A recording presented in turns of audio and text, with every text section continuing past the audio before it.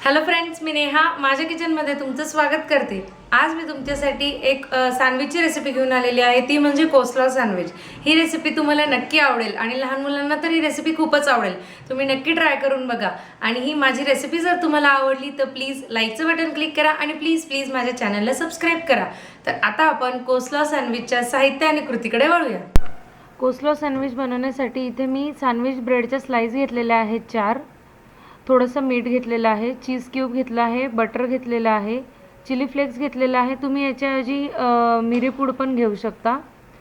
अर्धी वाटी मेयोनीज घेतलेला आहे, एगलेस मेयोनीज घेतलेला आहे, एकदम बारीक चिरून कोबी घेतलेली आहे, बारीक चिरून कांदा घेतलेला आहे, बारीक चिरलेली काकडी घेतलेली आहे, बारीक चिरलेली शिमला मिरची आणि किसून गाजर घेतलेला आहे।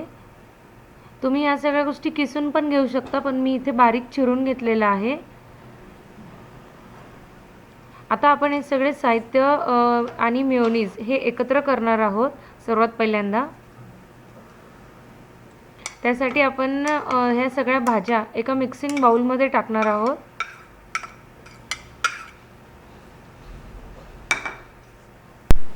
त्यानंतर आपल्याला याच्यामध्ये चिली फ्लेक्स टाकायचे आहे, थोडे चिली फ्लेक्स टाकायचे आहे, कारण की आपण लहान मुलांसाठी स्पेशली बनवतो आहे म्हणून। थोडंसं मीठ टाकायचं आहे, एकदम चवीपुरतंच मीठ टाकायचं आहे। थोडं मेयोनीजमध्ये पण मीठ आहे कारण की, आणि साधारण मोठे 2 चमचे आपल्याला इथे मेयोनीज टाकायचं आहे। मी इथे एगलेस मेयोनीज घेतलेला आहे आणि हे सगळं आता व्यवस्थित एकत्र करून घ्यायचं आहे। जर तुम्हाला अजून मेयोनीज आवडत असेल तर तुम्ही अजून टाकू शकता। तुम्ही बघताय आता अशा पद्धतीने आपलं हे कोस्लॉ तयार झालेलं आहे। तर आता आपण याला सँडविचवर स्प्रेड करण्याची तयारी करणार आहोत। सर्वात पहिल्यांदा एका ब्रेडच्या स्लाइसला मधल्या बाजूने आपल्याला बटर लावून घ्यायचं आहे। ज्या बाजूला आपण कोस्लॉ स्प्रेड करणार आहे आपण त्याच बाजूला बटर लावायचं आहे। दुसऱ्या स्लाइसवर पण आपण मधल्याच बाजूला बटर लावून घेणार आहोत। अशा पद्धतीने आता दोघी ब्रेडच्या स्लाइसला मधून आपण बटर लावून झालेलं आहे। तुम्हाला हवं तर तुम्ही याच्या साइड्सही कापू शकता, मी अशाच ठेवलेलं आहे। आता आपण याच्यामध्ये व्यवस्थित असा थोडासा जाडसर लेयर आपण देणार आहोत कोस्लॉचा। अशा पद्धतीने आपण याच्यावरती कोस्लॉ स्प्रेड करून झालेला आहे पूर्ण एकदम छान असं व्यवस्थित। तर आता आपण त्याच्यावरती भरपूर असं चीज किसणार आहोत।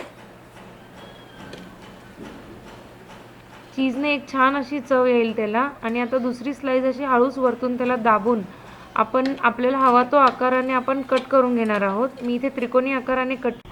आता हे आपलं असं कोस्लॉ सँडविच तयार झालेलं आहे। तुम्ही दुसरं सँडविच हे असंच तयार करून घ्यायचं आहे आणि हवं तर तुम्ही याला वरतून बटर लावून तव्यावरती गरम करूनही सर्व करू शकता, किंवा असंचही तुम्ही अशा त्रिकोणी पीसेस छोट्या पीसेसमध्ये कट करून सर्व करू शकता। एकदम टेस्टी आणि खूपच छान लागतं हे।